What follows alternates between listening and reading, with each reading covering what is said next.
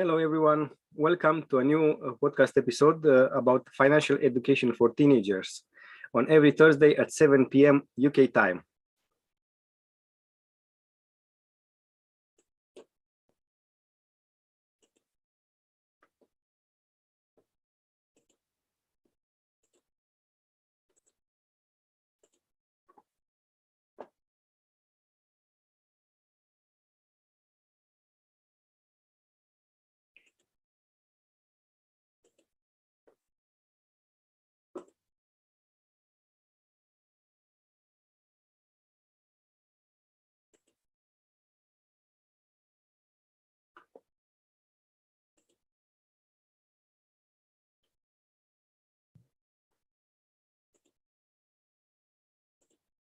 We are waiting for other people to come to join our podcast meeting.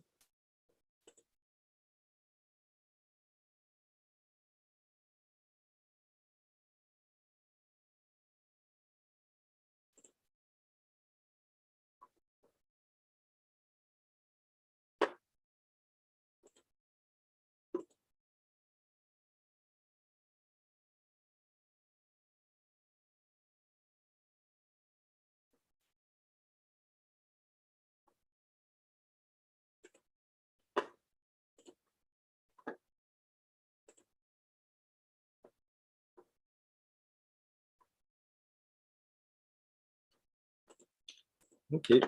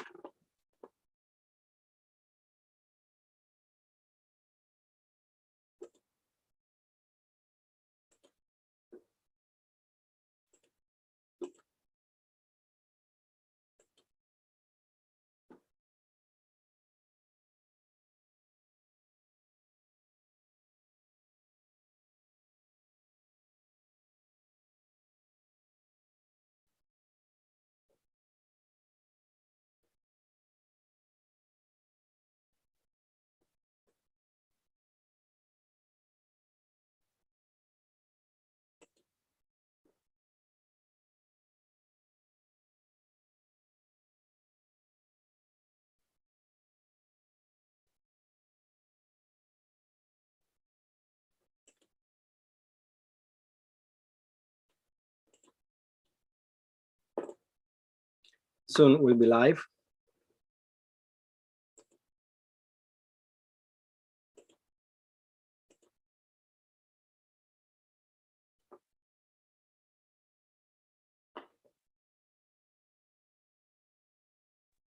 Hello, hello. Hello, Wojtek. Nice to see you. Welcome. And nice to see you too, Mr. Another Baby already. How are you?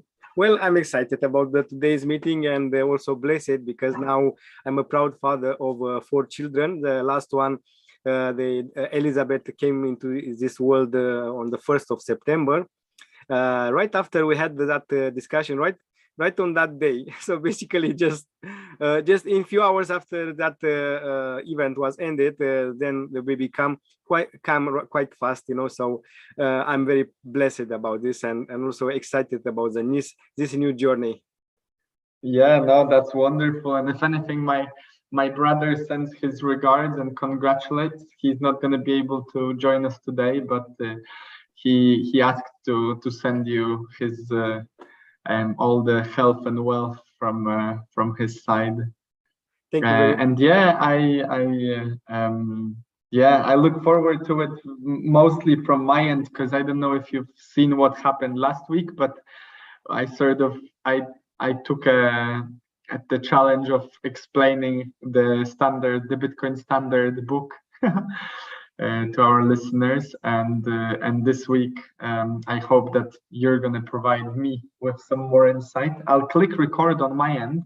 Yes, please do so. And awesome. So thank you very much, guys, for watching us as well.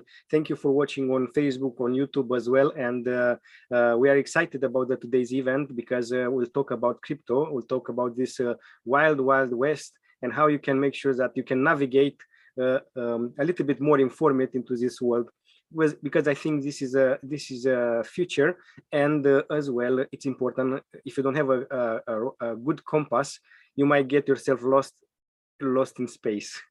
So it's important to get information and train yourself and work on your own feelings.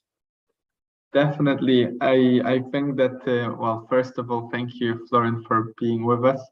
And I'm very excited for this part. I believe that today we're going to focus mostly on crypto in the short term and the ideas behind this whole shebang of cryptocurrency. Whereas next week we're going to explore it a bit more in detail when it comes to maybe storing value for later, or investing in a long term, which might just come out a long term if our short term investment does not go to plan.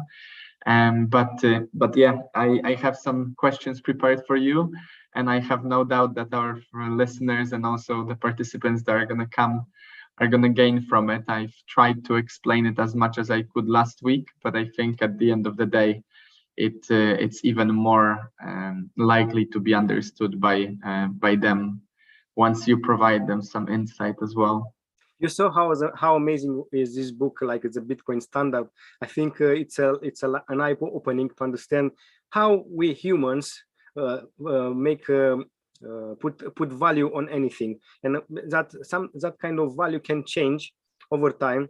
But you need to understand what is the standard using during a certain period in the history, and how people do valuations. What is valuable for you? Because what is valuable for you might not be valuable for me, or might not be valuable in 30 years time, like an example, or maybe in 100 years time. So I think it's important to understand history and to learn about the mistakes of the past in order to not repeat them.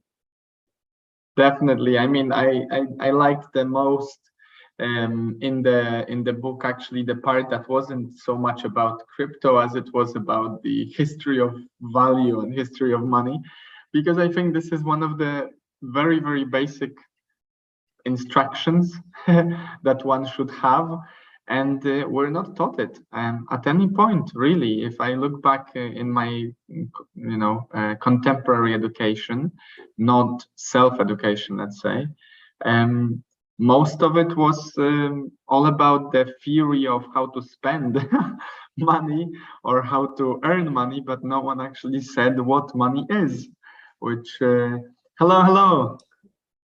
Hi, Michael. You can unmute yourself. Yeah, hello. Could you repeat that, please?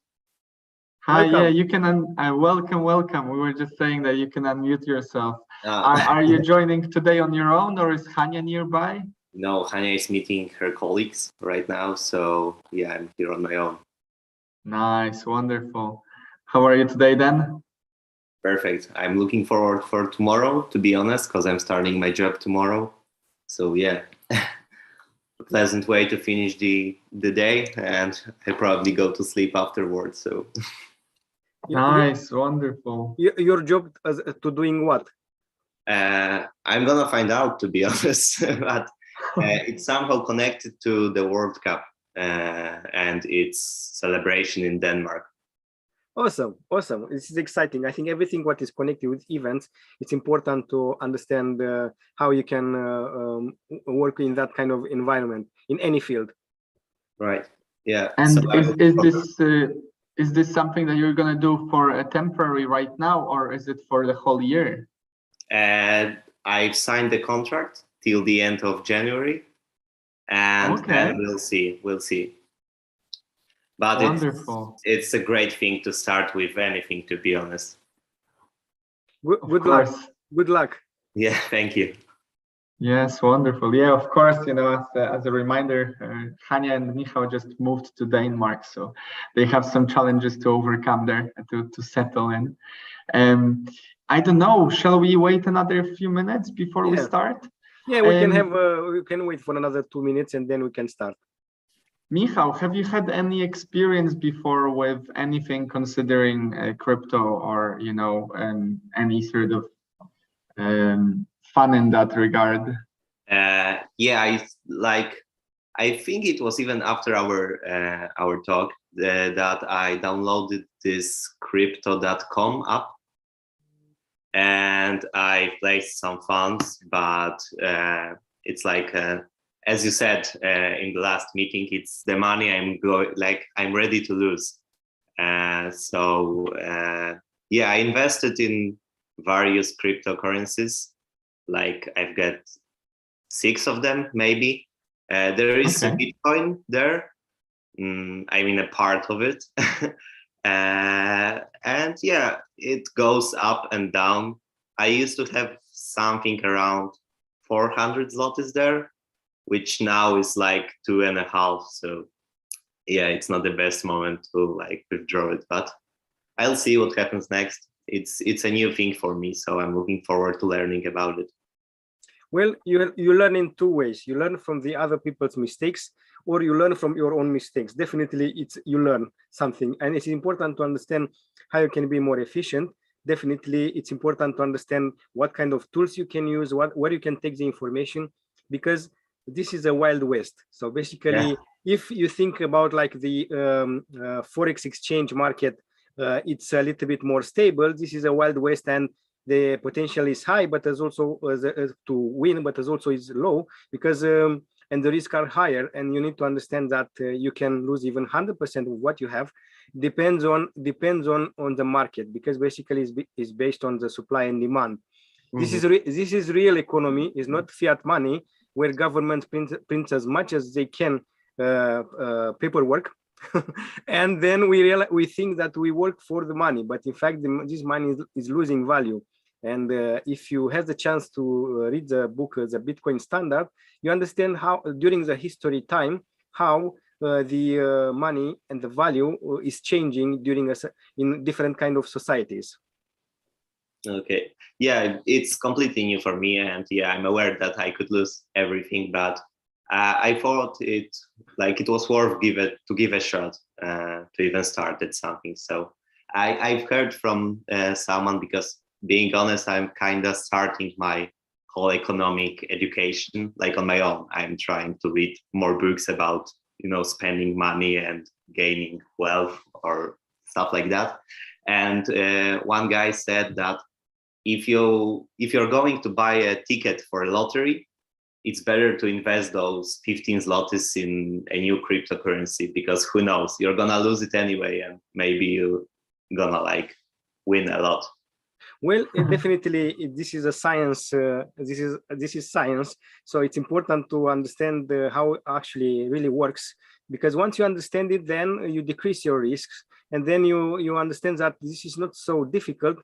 But if you manage to manage yourself, basically to manage your fear and manage your greed, these are the main 2 things that you need to manage. Yeah.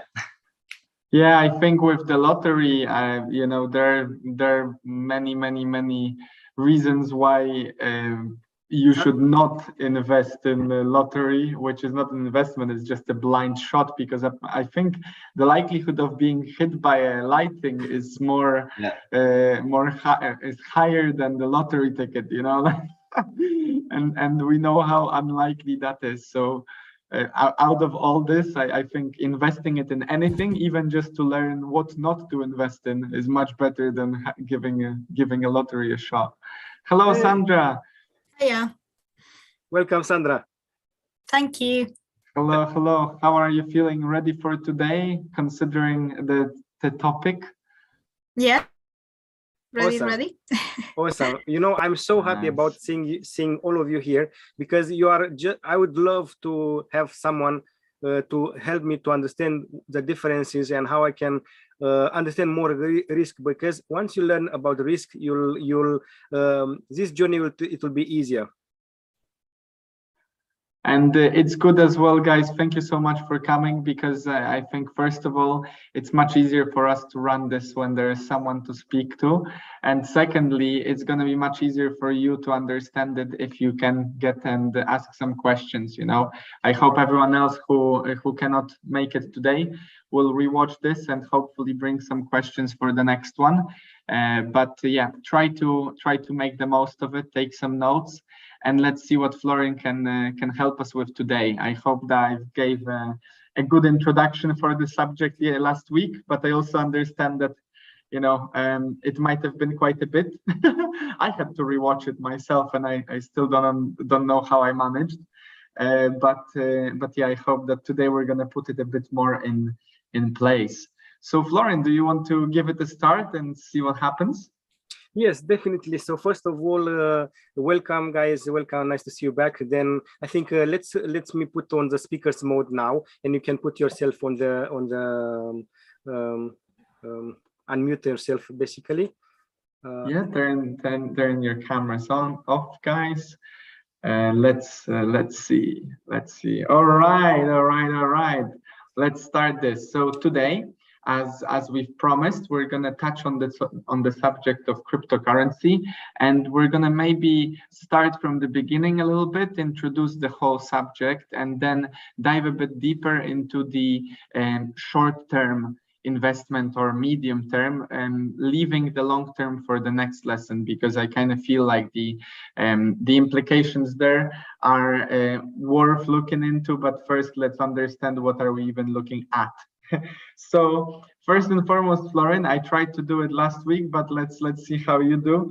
What would you say about crypto? What is it? What can we introduce to our listeners that will make them understand it better?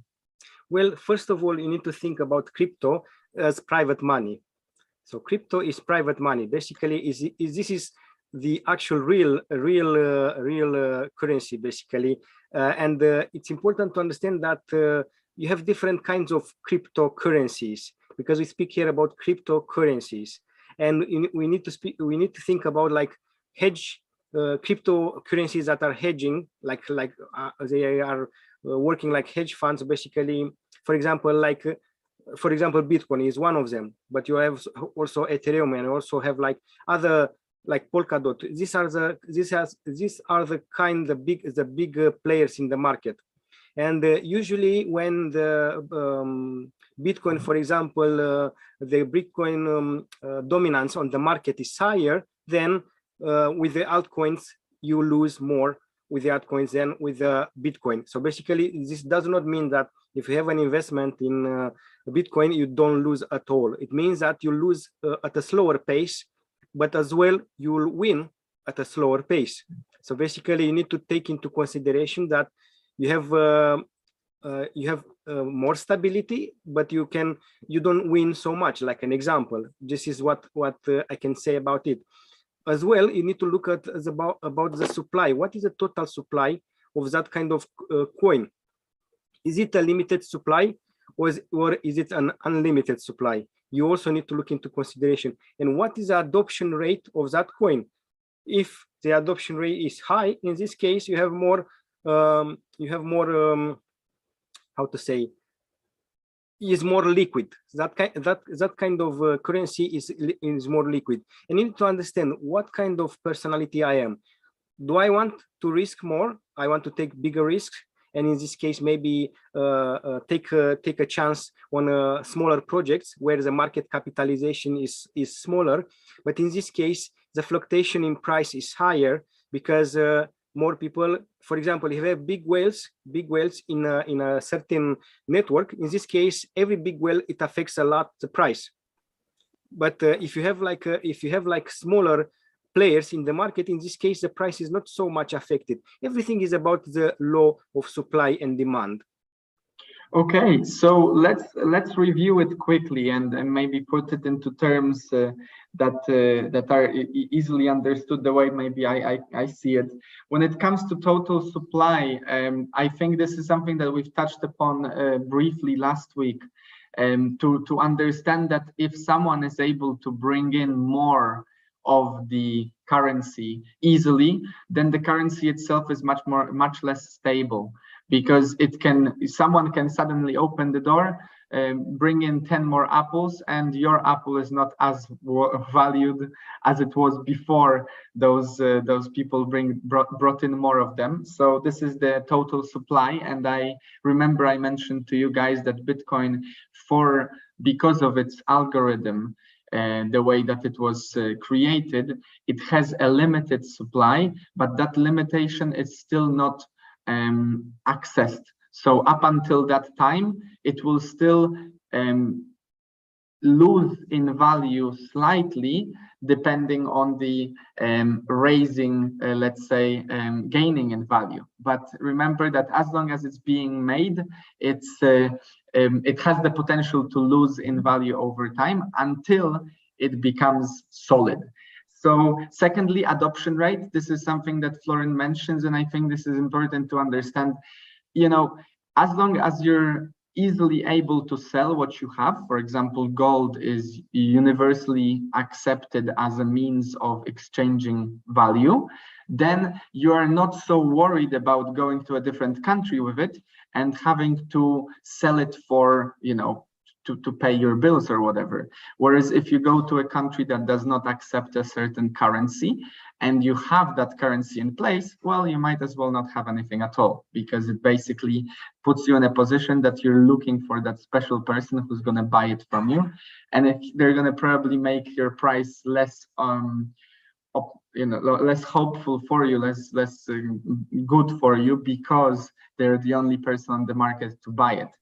And then finally, when it comes to the hedged crypto kind, you said, Florin, I wanted to ask a little bit more about that. You say there is a hedged crypto, and what is the alternative? The alternative crypto, do we call it? We call it altcoins. Like general term. Altcoins means Ethereum, means any other altcoins, Polkadot, and any other altcoins on the market. It is important to understand, to look at the domination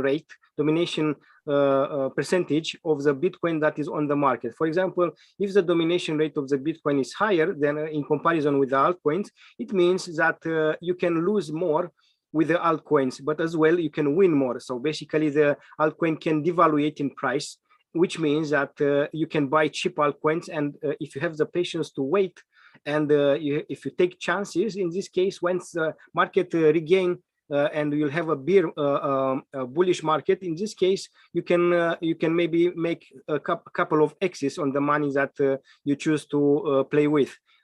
Whenever you think about crypto, you think about like a game. So don't think like investing in forex, because it's a wild west. So and as well is more volatile than the forex market, which means that this is important to understand what will be the risk and reward, how much time you can wait to recoup your wins. And in this case, if you go on a short term, for example, if you go on a couple of hours frame, in this case you think about between 5 to 10% maximum wins that you can put.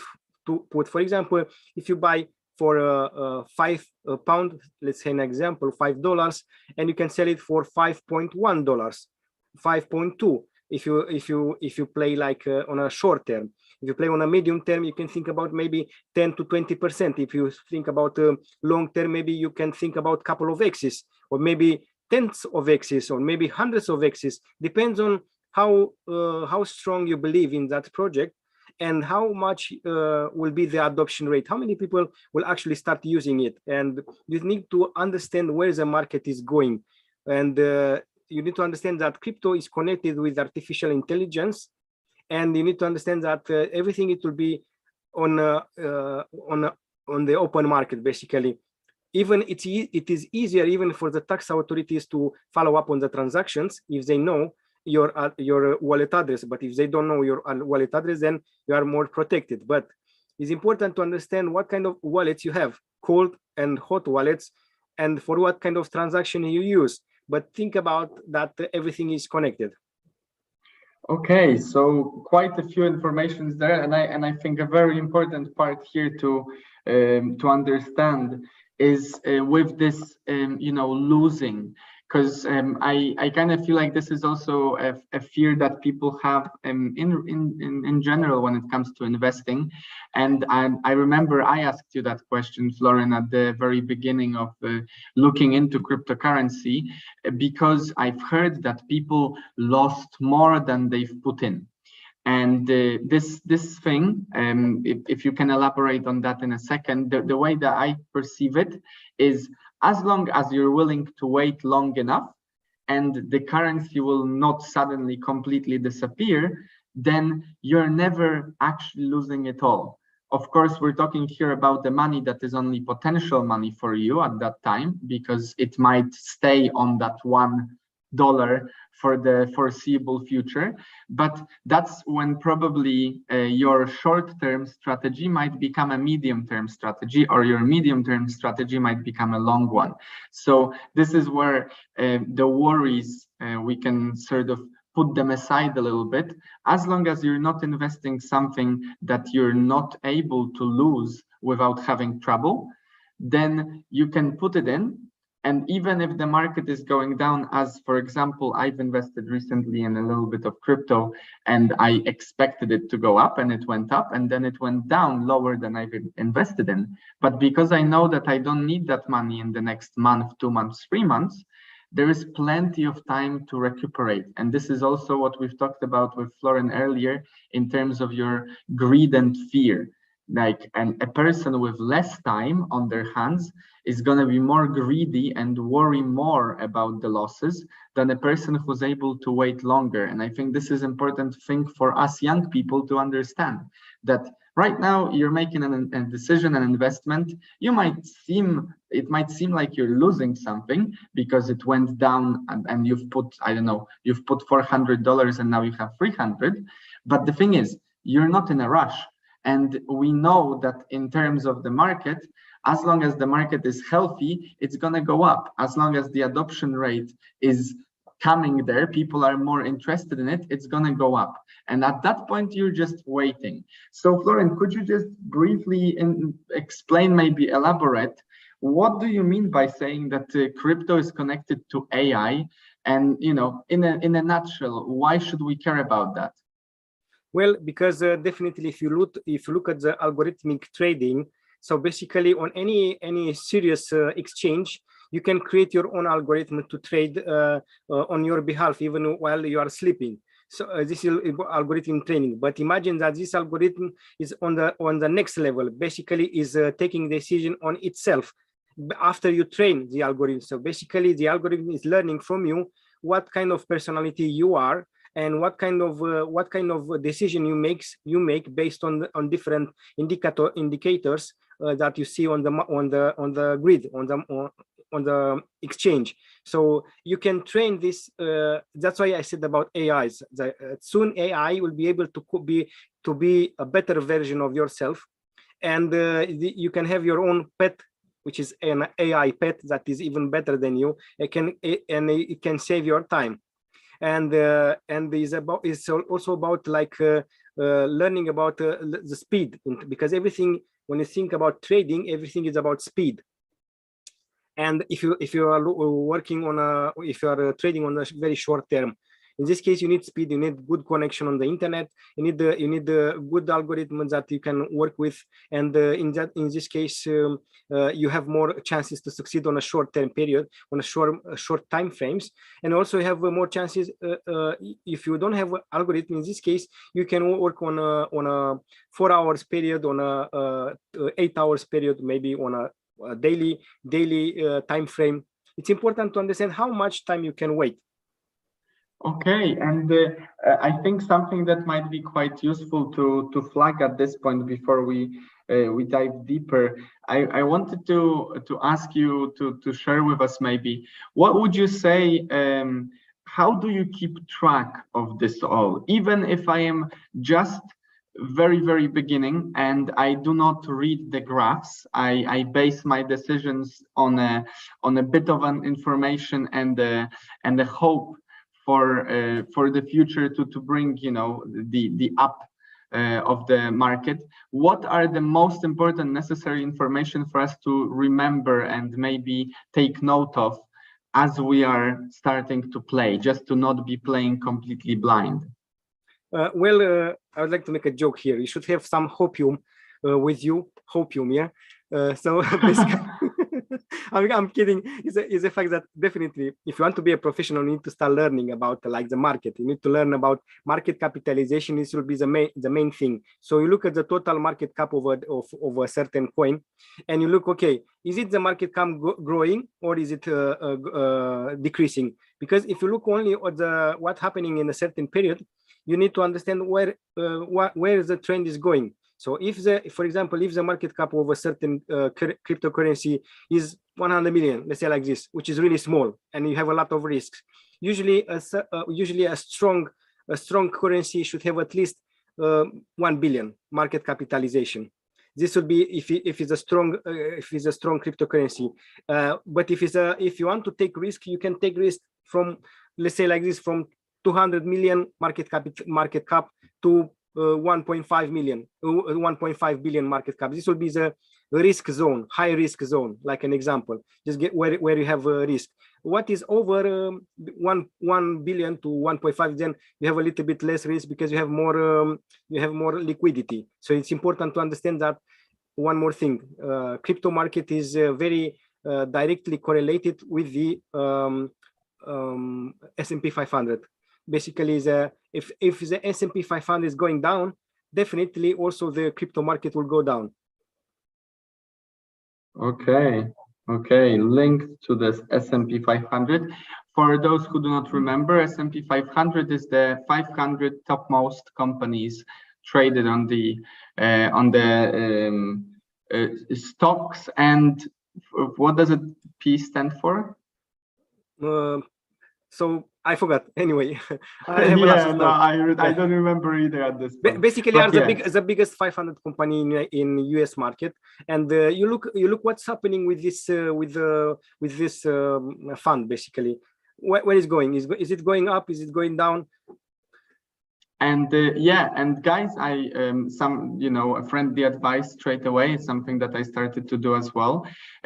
Remember to write down whenever you enter, any sort of investment transaction. Remember to write down the details of it. So, for example, how much you've invested, how much of the coin itself did you get for it. And that way you will be able to see, later on when you get out or when it goes down, whether or not you're even on the right track. Because something that you might not see sometimes is whether or not in the long term this was a good or a bad investment. And some apps do allow you to see it, and some apps, I think, over a few months just show you where you are. And you have to proper scroll down to see where you were, and that way it just makes it a bit easier, and you will be able to see the whether or not it worked and what to change about it. So right now, Florin, I wanted to ask about, and please keep your question, because I would like to add something else which is very important. So This is the reason why you have to write about the price that you bought and the total value of that coin. Is important to write, because later on sorry, I'm repeating myself, but later on you understand. I'm working on a short term. If you are working on a short term, for example, you can put 5% or 10% on top of what you paid for, and then you can make maybe a 5% or a 10% profit on that kind of transaction. But remember, never invest all the money in one transaction. Invest, never buy all coins. Never be greedy. Never be fearful. So always take in slices, like how you eat a big elephant, piece by piece. Yeah.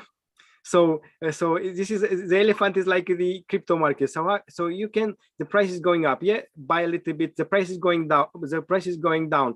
Buy a little. No, so the price is going down. Buy a little bit. The price is going up. Sell a little bit. If you work, for example, with 10 to 15% of your total amount that you have to play with, this is the best for each transaction. So never be basically put the money, everything in one go, because you never know. If the price is going down, it means that you buy cheaper. I think this is really powerful. I remember you mentioned it to me before, and it might sound so counterintuitive, especially when it goes down and you expect it to go up. But the thing is, what goes down must come up at some point. And the other way around. Exactly, yeah. And what goes up must go down. So in that situation, I think this is really, really important to flag. Do not put once and then wait for it to go up or down.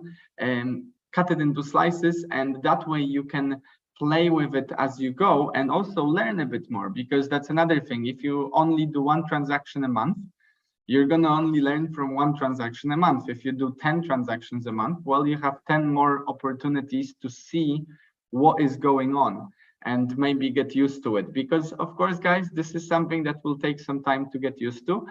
And we're here only introducing this to first myself and then yourselves as well as in the process. So my question was, with the information gathering, you know, we've already talked about where to gather information about the stock market. I would like to ask you, where do you look for that information about the crypto market? You know, the market cap. Where do I search adoption rate? Is it just Google and I'm okay there? Or No, are there any... Google is not recommended for this kind, because Google, everyone is paying in Google to advertise their services, or maybe if you have too many clicks, it means that you don't have to pay for advertising at all. So definitely I wouldn't recommend Google. I would recommend Glassnode. So if you want to use Glassnode, it will be a very useful tool to see what's happening in the market. And as well, I would recommend apart this, look into the big exchanges, like the biggest exchanges. What would be the trend in the biggest exchanges? Look on the short term, like on 3 minutes, on 15 minutes, on 2 hours, on 8 hours, on 24 hours.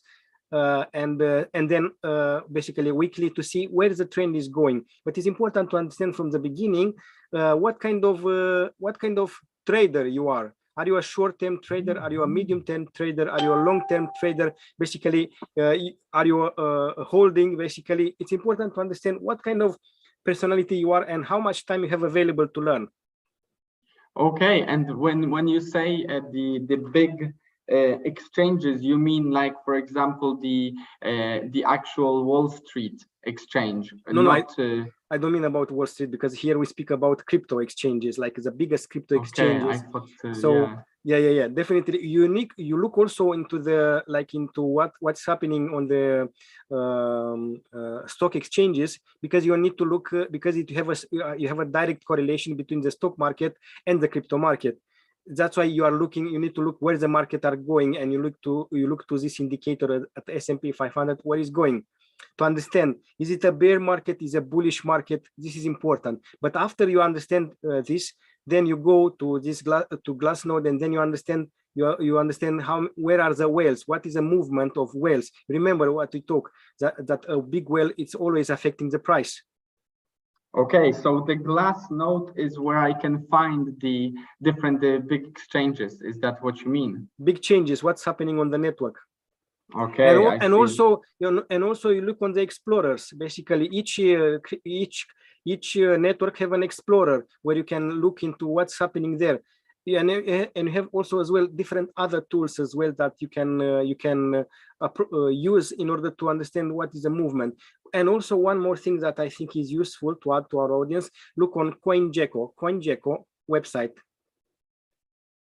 CoinGecko, G-A-K-O. Yes, I'll make sure to put it all in our descriptions and in the post as well for you guys. So maybe with links, so you can easily find it. And I'll also check with Florin that's exactly what we've been talking about.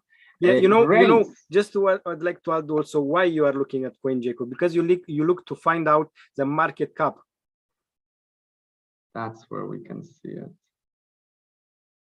Okay, yeah. So to start with, I guess, then we should probably check out the Glassnode, the CoinGecko, or and the potential site on or any sort of space where we're trying to start investing. And I think this is an important part to mention, and also remind you guys, if you've seen the last episode, that Florin just said something really important. It depends what kind of trader you want to be, and he mentioned something like holding value.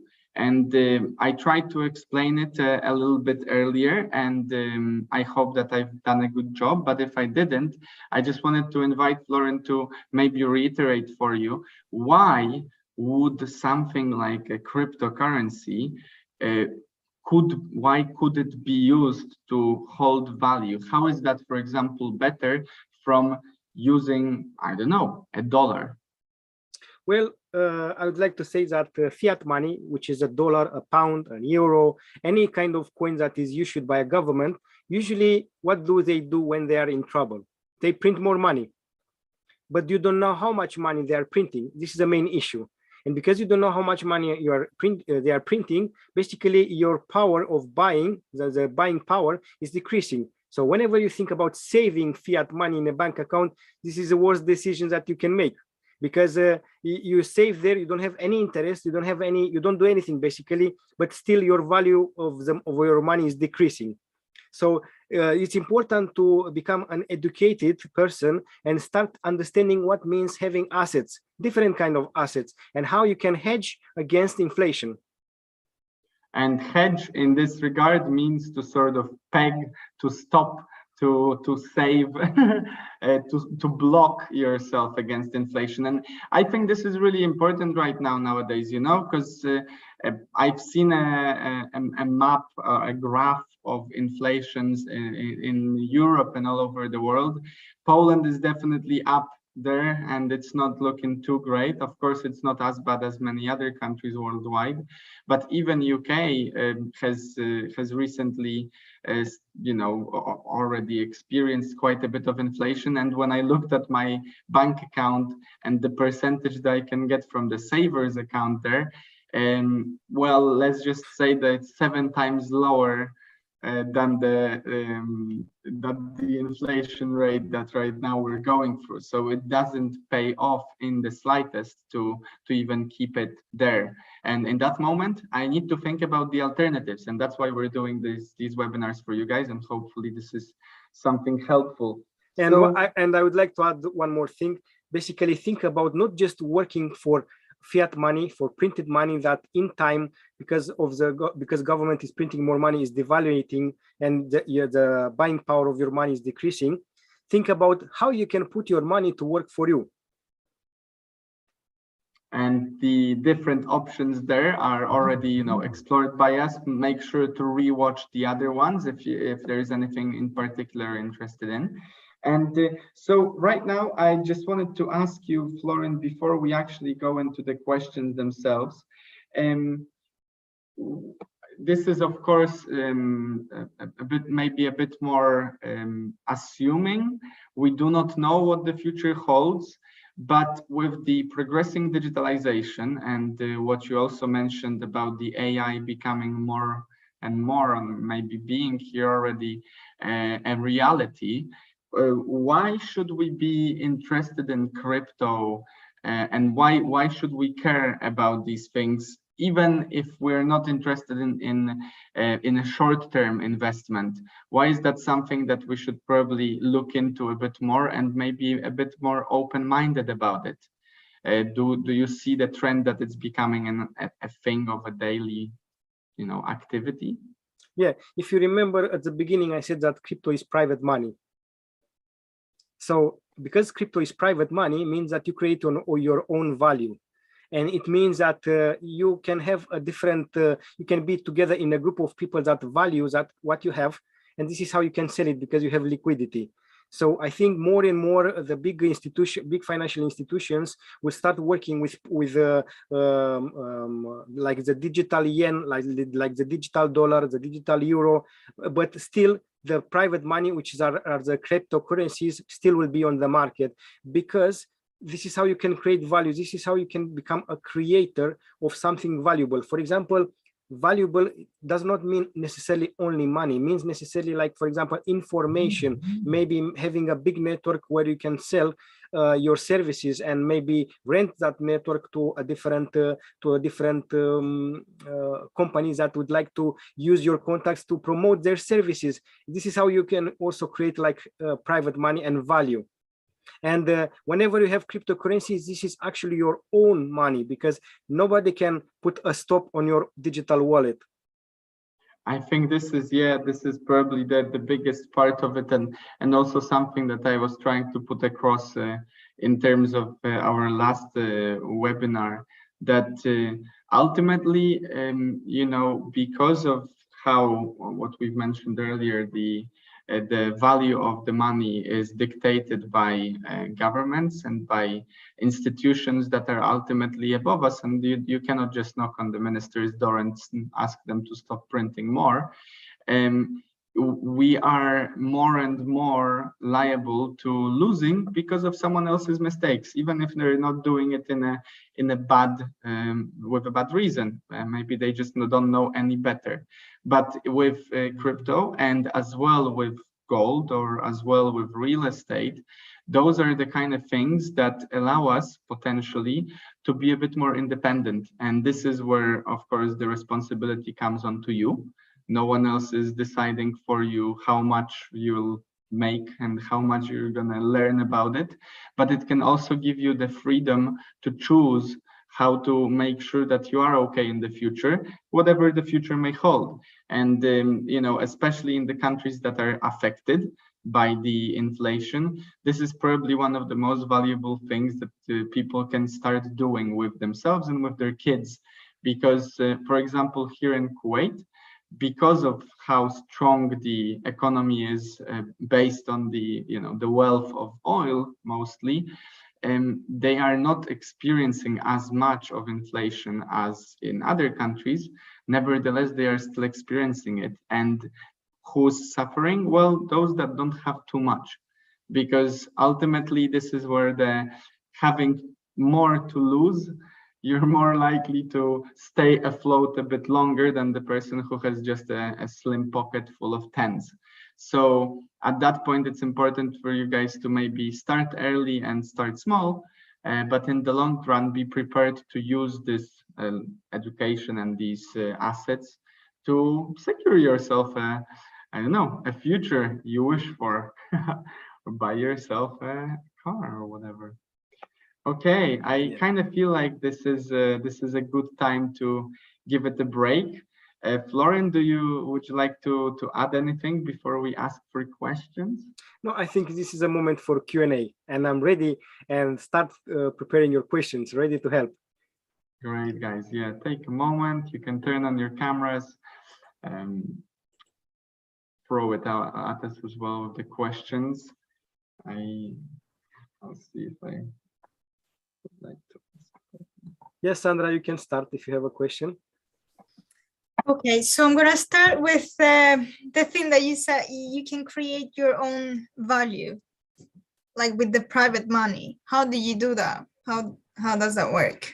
Okay, let's imagine that you are an artist.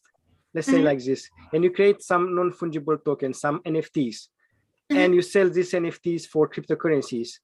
And for example, you start learning about cryptocurrency, and you learn about market capitalization, and you learn about yourself. Firstly, what kind of a trader you want to become on a short term, on a medium term, or you want to hedge. Basically, this is everything that you can create value. But you can create value. It can become your private value, your private money, basically. And is not, you don't need a wallet, you don't need a bank account, you can sell everything in crypto. And the wallet, it will be your digital, your crypto wallet. It will be actually your wallet, and you own it. Nobody else, no one else can stop the value and the currencies that you have in your wallet. If you have a bank account, the bank account or the state can put a stop on your money, and you cannot use it.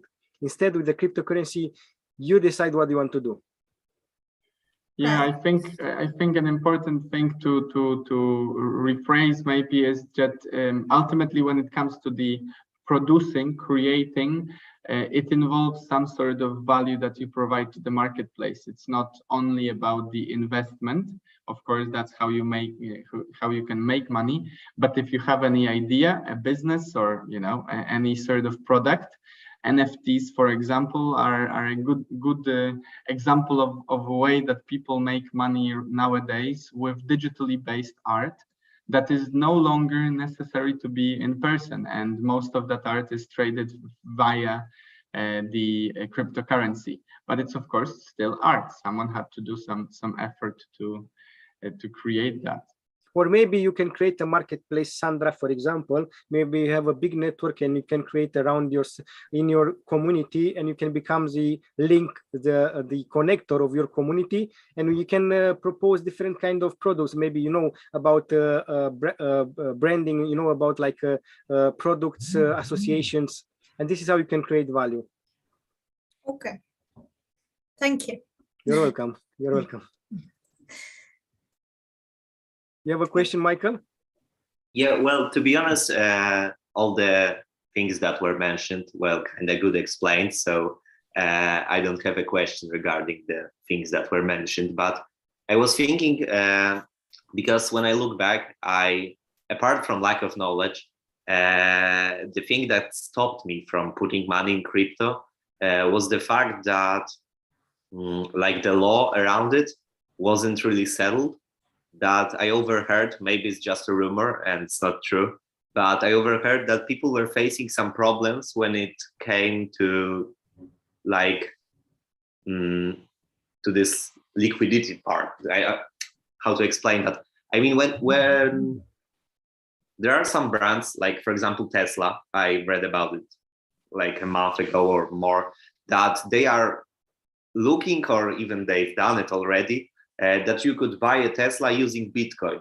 Like you wouldn't need to transfer the money from Bitcoin to dollars or euro or whatever. But apart from Tesla, there are many other services which requires us to pay for them. And I was thinking if there are any projections on how it's gonna work, because right now, especially Poland, because that's the market I was looking around, it's kind of a gray area. They really don't know if they want to put tax on it or what to do with people who gain wealth on Bitcoin, especially like, I don't know, 4 years ago, was this big boom where the Bitcoin reached like 100,000 zlotys or whatever it was, or even more. It was really, really a valuable asset to have right then. And people were trying to sell it to gain money. And then the government was really unsure what to do with them. And do you know if there are some changes coming? Are there any plans what to do with tax based on crypto? Yeah, I think firstly you should move from Poland. You should move you should move in a tax-free territory, so don't pay any tax. Yeah. So if you move in a tax-free territory, or maybe for example, or in a lower tax territory like Portugal, which is in Europe, or maybe you move in Dubai, which is like about 9% tax. In this case, it's important where do you live? Where do you actually live? Not where are you from, where you actually live. Basically, what is your tax residency? If you are in a low tax territory, in this case, happy days, because basically all profits, you can keep it, almost all profits, or all profit, or even all profits. For example, if it's zero tax, you can keep it for yourself. Definitely, because I said like cryptocurrency is private money. This does not mean that you are not taxed. You are taxed, but it's important to understand where you can move, in which country you can move to have lower taxes. Or maybe you can move in Panama, like an example, and then happy days. Yeah. So depends where do you want to stay, you know. And it's important to understand the fact that even if you are, because you're saying that Tesla is accepting Bitcoin. Yes, indeed, is accepting Bitcoin, because Bitcoin is value and is money. And because when, even if you are a business, if you have a wallet in Bitcoin, you declare that wallet to the tax authority, and you said that yes, I was paid in Bitcoin, and how much was the value of the Bitcoin when you receive the Bitcoin. Okay. You look on the marketplace. It's like an exchange, you know. Whenever you pay, if you pay in zloty, if you pay in euro, you still have a value. For example, if you pay in zloty, but you paid someone in USA, for example, you still have a value in zloty and a value in dollars, and you transform that kind of value so you can do the accounting. It's very important to learn a little bit about accounting and tax fees that you have.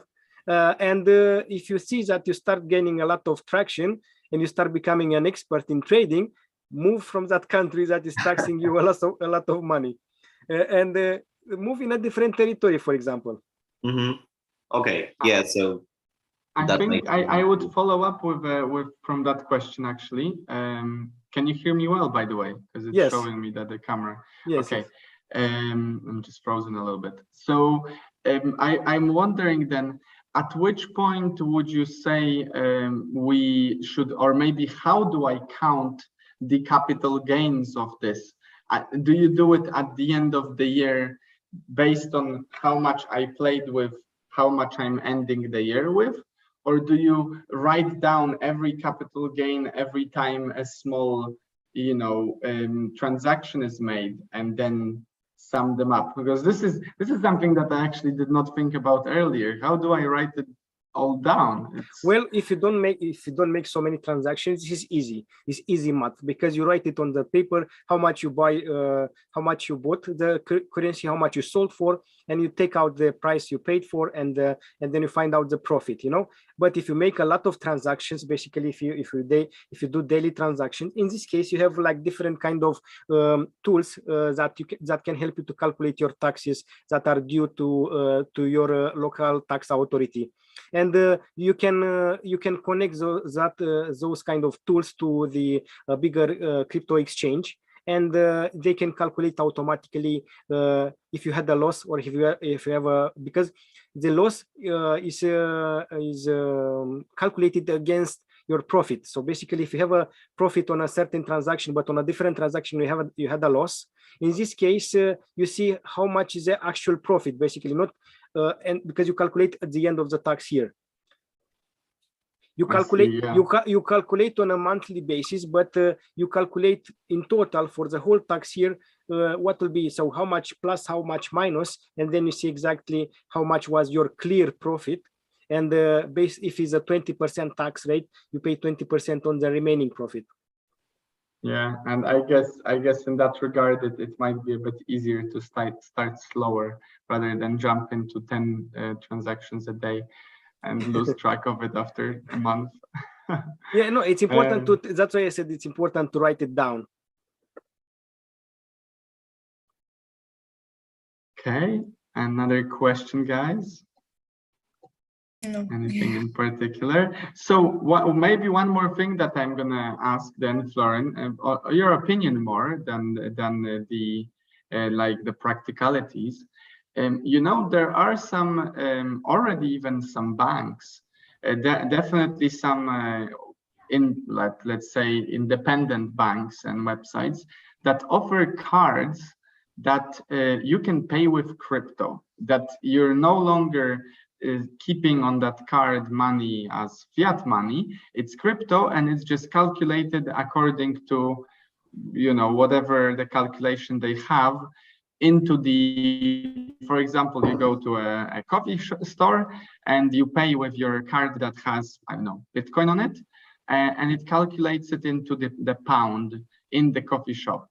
And would you say that these are things that we should be interested in, or is that something that a trend, but there is no need of this, or maybe it's even counterintuitive, counterproductive in terms of being independent, because yet again your wallet is no longer independent? Well, I really like what you just said. The last words. Basically, I think it's important to understand freedom. Yeah, freedom of your money. So it's important to understand that. Who has the wallet? Is it me that have the key, the 24 words, or is someone else? You understand? Mm-hmm. So basically, if you have stable coins, definitely you can pay with stable coins. And I would recommend to have a card that you can pay in stable coins, like USDT or any other stable coin, for example. It's useful. But if you think about paying with the cryptocurrencies like Bitcoin, Ethereum, and any other currencies that is speculation, that you do speculation on top of it, I would recommend this, because usually these are the things that you need to pay attention to. Basically, the currencies that you make speculation, which are the Bitcoin, Ethereum, and any other Polkadot, and any other currencies that is fluctuating in price, you should always learn to trade them on a daily basis, for example. But if you want to use a card to pay for a coffee or something, you should use stable coins. But if you use stable coins, in this case, you can basically, it's like a competitive competitive network of Visa and MasterCard. But it's important to understand, even the Visa and MasterCard, they realize that they need to go into the crypto space. So they realize this. Even Twitter, they will have their own cryptocurrency, and they want to give freedom to trade and pay in cryptocurrencies. Why is that? Because people love freedom. I think this is really quite eye-opening what you said, you know, because a friend of mine has the like a cryptocurrency card and pays from I believe it's Ethereum on that. And the thing is, like, what he goes for a coffee once, and then that day there was a huge, I don't know, crash because someone bought plenty of Ethereum, and you just spent a car worth on a coffee. Yeah, you know, that's why it's very, yeah. Sorry for this. You know, that's why the government wants to build to make the digital yuan, digital dollar, digital euro. You know why? So that is issued actually by the government, because definitely it will be much easier to make the transactions and will make the banks obsolete, and the transaction network like Visa and MasterCard. Basically, we assist these days at the last days of the Visa and MasterCard. Once we have enough speed, and once we go in quantum computing, imagine the speed that can be realized after that in transaction. Because right now, the transaction to go on high speed, you have to have a central server like Visa and MasterCard have, for example, like central network that you can pay at a high speed on a contactless the transactions. But imagine if it's distributed, you need a little bit more power, more computing power to arrive to those speed, because it's decentralized. So we have a centralized economy and you have a decentralized economy. I see. And at that point, all of the banks and waiting one day for the transaction is no longer necessary even more. It becomes obsolete, and then everyone needs to turn to digital, or they become obsolete as well. That's I'm reading Aldous Huxley, Brave New World right now, so that's an interesting little twist there. But okay, yeah, thank you so much, guys. Do you have any last questions before we wrap up? I can just add that I just checked, and you said, Florian, that Visa and we are witnesses of the end of Visa and MasterCard, and I've checked on the app which I'm using to buy crypto. That's crypto.com. And if you want to order a physical card to pay with crypto, it's Visas. Yeah, but imagine this is, you know, Visa is like a ramp, fiat on ramp.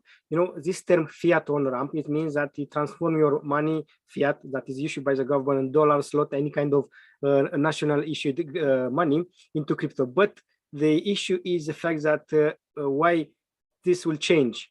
Because now having your own cryptocurrency and accepting cryptocurrency for your services, for your product, it means that you actually own your money. Nobody else is owning a card. It's not issued by anyone. Is a public address, and it's your own wallet, which is protected by the 24 words, and that you save it. So it's important to understand that whoever is having the 24 words, if it's not, or if you have it in a centralized exchange, is not actually your money. You know what I mean? So everything what is protected and is protected in your own wallet with the 24 words, it means that you own it. Otherwise, it's not yours. It can be stopped at any point. Okay. And I want to say thank you very much, Wojtek, for this opportunity. Thank you for having me. Thank you, Michal. Thank you, Sandra, very much for your time. I hope I could add value to you. And if you have any other questions, please ask. And looking forward to add value to you, because I would love to have someone to be able to teach me what I'm teaching you. And I'm thinking about, for my kids, how I can teach them to build value and to sell their creativity in crypto. Nice. That's wonderful. Yeah, thank you so much, guys, for coming. Thank you, Michal. Thank you, Sandra.